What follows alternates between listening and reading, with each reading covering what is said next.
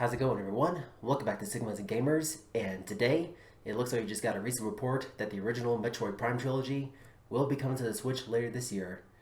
So yeah, as of right now, this is current early rumor as of right at this point, but man, hopefully this will actually come to fruition later this year if we depend on what we're going to get from the upcoming Nintendo Direct that's been announced recently.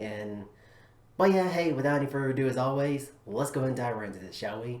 So, it starts off saying that at long last, it appears the Metroid Prime Trilogy is finally coming to Nintendo Switch. Metroid Prime Remastered is reportedly only a few months away, with remastered versions of the second and third games also planned. Sweet. And according to Jeff Grubb of GameSpot's sister site Giant Bomb, Nintendo is planning to release Metroid Prime Remastered this holiday season, likely to match up with the 20th anniversary. He also said it's possible old dual stick and gyro controls could both be included, and the improvements will likely be greater than Metroid Prime than 2 or 3. So it could be very well beyond one of the biggest games to release on the Nintendo Switch with the latter half of the year Nintendo, and it will be the second new Metroid game in many years.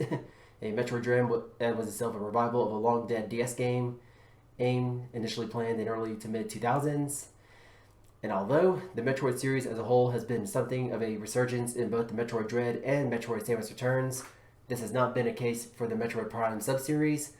Its latest game was a cooperative spin-off, Metroid Prime Federation Force, which was deviated greatly from the other games' formula and was poorly received. But in contrast, the first three games all received a critical acclaim, turning what had been a 2D series into a 3D first-person game that still maintained the exploration-heavy gameplay of the originals. So, the last trilogy, Metroid 3 and Corruption, was released on the Wii back in 2007. Man, I still cannot believe it's been that long. So, Metroid Prime 4 is also currently in development for Nintendo Switch, had been announced for more than 5 years ago. The project was restarted at Retro Studios in early 2019, and it is unclear when it will be released.